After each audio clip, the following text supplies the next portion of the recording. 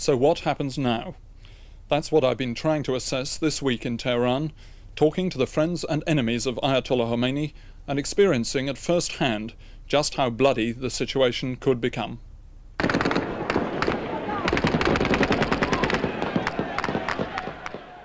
Ayatollah Khomeini returns to a country teetering on the brink of civil war. For the last 7 days, Tehran and other cities have seen violent clashes between troops and demonstrators demanding Khomeini's return.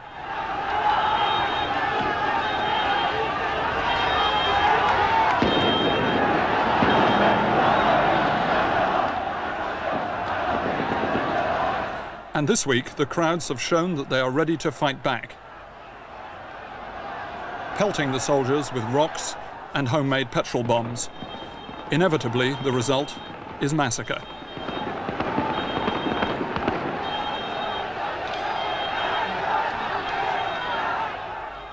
Even though their commander-in-chief, the Shah, is gone, much of the army is still ready to patrol the streets. Day after day this week, the demonstrators massed and went forward. The troops answer their taunts with bullets.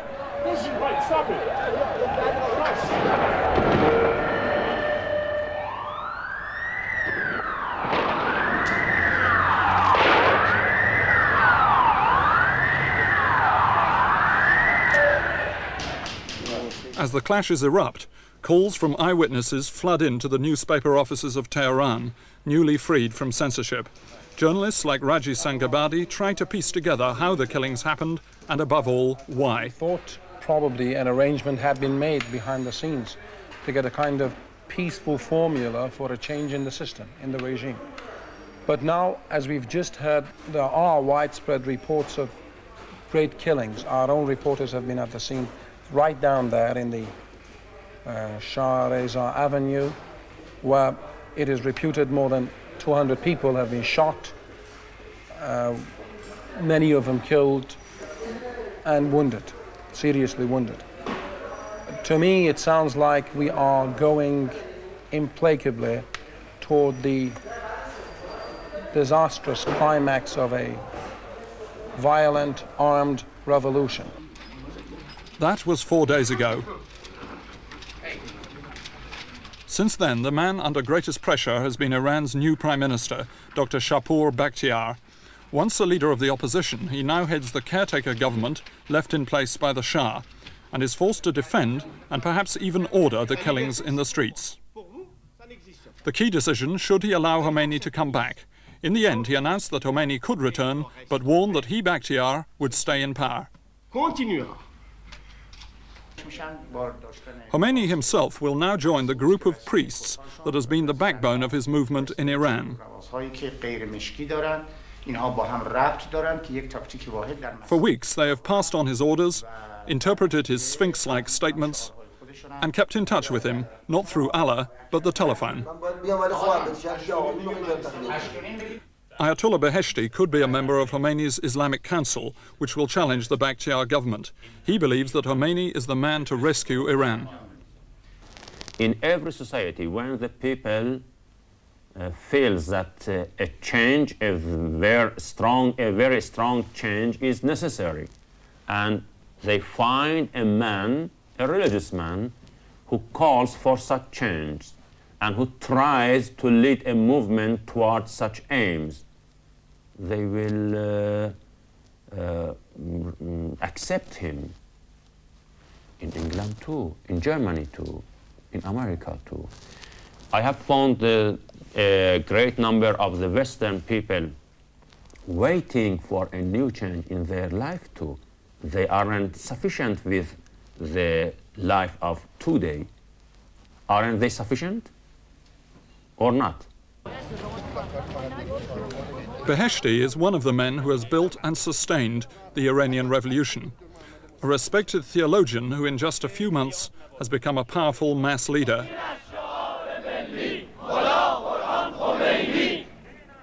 This week, his followers were on the streets again to demand Khomeini's return. But in spite of the tidal wave behind Khomeini, there are still powerful forces that oppose them. A close friend of the royal family takes off in an army helicopter. From it, he'll observe the marches and then report by telephone to the Shah in Morocco. While many other monarchists have fled the country, Hossein Amir Sadihi is still fighting for the king. I try to keep away from the streets as possible, but it's very difficult to take. The sight of Khomeini's followers fills him with nothing but contempt.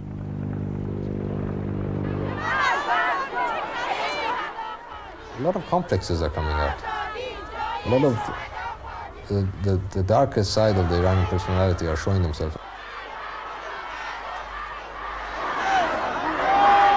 I fear that it is running out of control, and the process of radicalization is far beyond anybody's control to stop, even Khomeini's. I think if Khomeini were to stop in his tracks now and say, all right, this is the end, stop, and let's get a moderate solution, I think he would himself be bypassed very quickly. So it really has no leadership. This is why the regime has not been able to tackle a dialogue with them, because there are no single elements who will be answerable to the masses. They leave about late spring for Saadabad. Even with Khomeini coming back, Amir Sadihi tries to keep the flame of monarchy alive. Inside the Shah's palace at Niavaran, he gives the press a guided tour of the treasures of 2,500 years of kingship.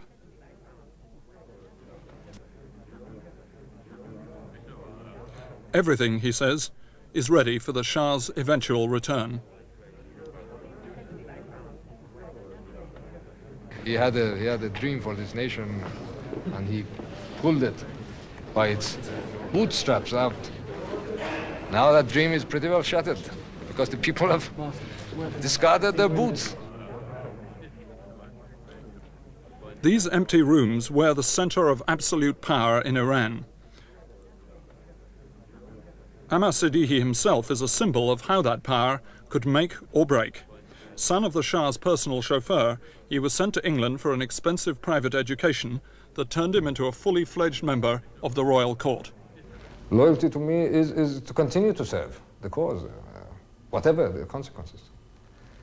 Unfortunately, this is not very commonplace. Unfortunately, we see those who were there and those who had, made themselves so rich and powerful were the first to disappear when the whiff of grape shot came across their faces. But to me, it is a cause, it is a loyalty far superior to any other. And of course, if you do not believe strongly enough in a certain thing, you obviously really cannot hope to achieve. And I intend to achieve.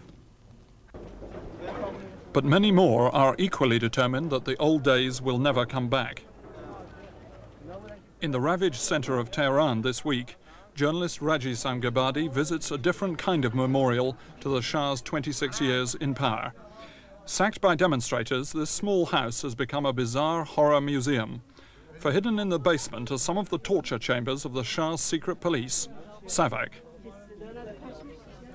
These metal grids were called the toaster because the victim who lay on them naked was subjected to intense heat from electric elements underneath. One goes downstairs and one immediately has cold shivers go down one's spine. I mean, how would you feel? How would you feel if you were taken one cold winter night down there with no remorse, gagged, blindfolded and thrown into that dungeon that cannot even house a monkey, let alone a human being? You would have to stand up all night, you wouldn't be able to sleep, and you would be tortured with those inhuman pieces of equipment you've seen there. All sorts of gadgetry one cannot even describe. And you imagine people are living next door, totally oblivious. I mean, not oblivious, totally unaware of the fact that this hellish behavior is going on here. I mean, in the midst of this humanity, this inhumanity can happen, and this is what really makes my mind boggle. It is interesting that a lot of people have the opportunity to have a look at what was going on in this country so that they will not be ready, they will not be eager in any sense to have it replayed. But with Ayatollah Khomeini's return, There are fears among at least some Iranians that the repression of the Shah may soon be replaced by the bigotry of the Muslim priests. As Ayatollah Beheshti halts a demonstration for noontime prayers, he shows just how unique the Iranian Revolution is. And churchmen like Beheshti are not afraid to display a certain hunger for power. The leadership of the Islamic society, of an Islamic society, find themselves responsible for everything that may have an effect on the development of the life in every aspect. In this way, we feel us responsible for politics, for economy, and for moral. Can I ask you about the question of morality and the morality of the society?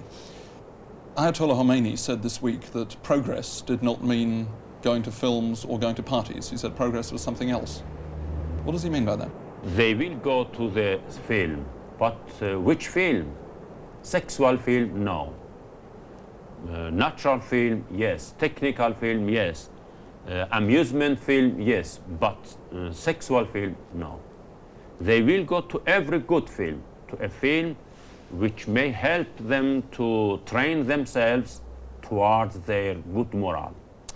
What about the role of women in the new society? A woman must be at first a good mother, and after that everything. But is she allowed to sacrifice, or one can sacrifice it, to sacrifice his position of a mother in the way of such thing? That we don't agree. And already there are signs of how Khomeini's Islamic movement is seeking to exert its power. This demonstration at the Kayhan newspaper demanded that the staff print more Islamic news, and Raji Sangabadi becomes the center of a vigorous debate. People consider themselves still cheated of that final victory that will enable them to say, okay, we've won. Now we want to sit down and go back to work and get down to earthly business. And that is, judging by the current zeal of the millions who take to the streets an Islamic Republic. I personally am opposed to the idea of religion becoming institutionally bound up with politics. I believe it is dangerous. This country reputedly has 80,000 mosques. And every single mosque apparently has at least one mullah in it. And you imagine if every single mullah is going to be given veto power over what goes on in his vicinity, there will be total chaos or ossification of the social system. As I said, I think the best thing to do, or the best thing to hope for, is to get out of this current, messy, bloody situation and have the breathing space to sit down and discuss the fundamental issues. How do we want to put together checks and balances that are necessary in a democratic society? I say that the final arbiter is the ballot box. And if the mullahs, if the Ayatollah Khomeini just now says that he does not believe in the ballot box, I, as a Shiite, will exercise my right to withdraw my confidence from him and from anybody else who says that. But the fact that Iranians and Westerners now have to face is that Khomeini's Islamic movement has a stranglehold on the nation's one vital commodity, oil. Just outside Tehran, an oil refinery where the workers have taken over. Like the rest of their industry, they're producing just enough for domestic consumption and no more. As Raji Sangabadi found out, all key decisions are taken by a committee of Islamic activists. So they decided to shut off completely in response to Imam Khomeini's call. They did so, and now they have completely taken over the refinery themselves. He says, on behalf of the whole nation. At the moment, they say not a single foreigner is working here. They're running the place entirely on their own. It's totally on the Iranian skill. And do they all really believe this? They all want this state?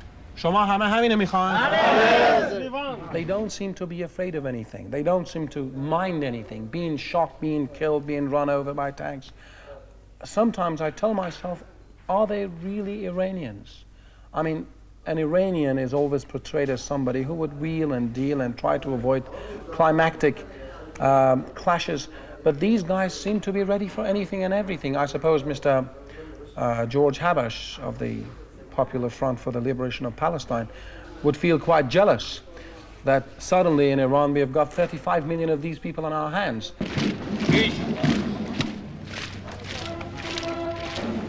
But before Khomeini's dream of an Islamic state can be achieved, one major stumbling block will have to be overcome. At a barracks north of Tehran are 7,000 men of the Imperial Guard, who still every morning swear their oath of loyalty to the Shah. They and some other units make Khomeini's return an explosive event, and Hossein Amir-Sadihi relishes their loyalty. They are the immortals. Mortals have a very long history, dating back more than 2,500 years.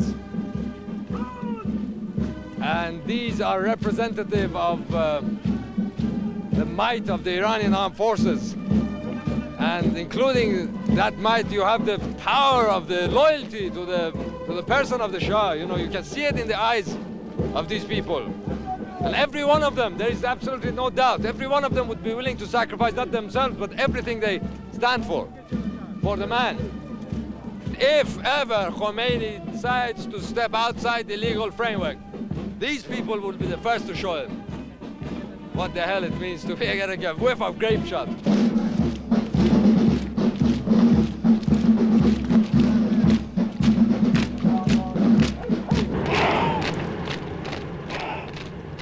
This week, rumours are circulating in Tehran that the Imperial Guard are planning to murder Khomeini shortly after his return.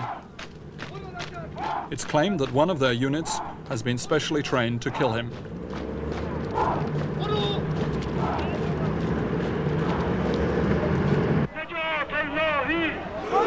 The Islamic movement has sworn to defend its leader and is issuing guns to its growing guerrilla army. With Khomeini back in Iran and still as determined as ever to complete his Islamic revolution, the riots and demonstrations could soon turn to war. Perhaps jihad, the holy war.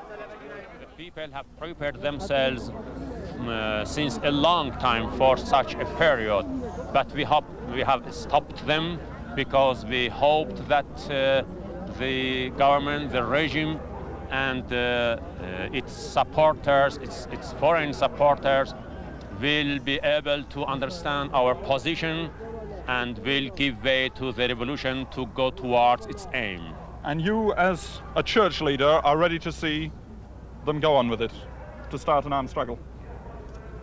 It is not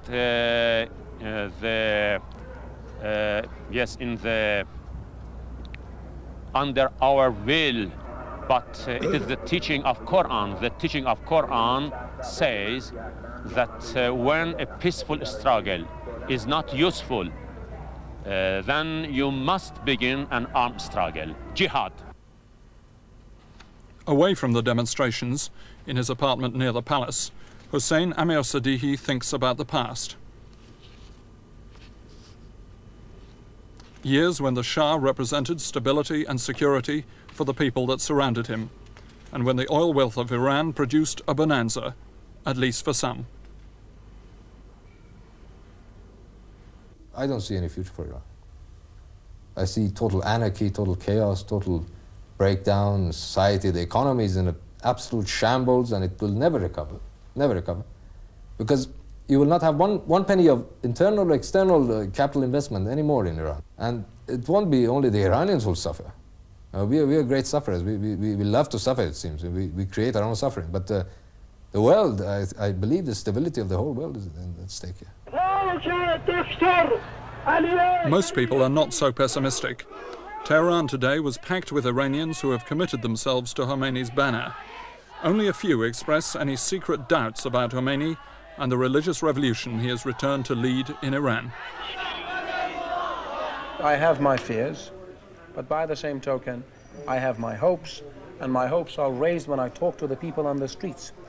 I talk to them, I say, well, if the clergy take over and the next day reintroduce their own system of sadak and kill people in the name of the Allah, what will you do? And they say, we'll pick up arms. The same thing, the same revolution. And I have no doubt that what actuates people to action is not the mere religious frenzy being whipped up by the mullahs. In fact, they have started this revolution because the socio-economic system of the country became totally clogged with corruption, with police brutality, and with similar impediments to real progress, and the system was incapable of solving its own problems, the most fundamental problems it could not solve. We've got to get down to the nitty-gritty, to the very brass tacks, and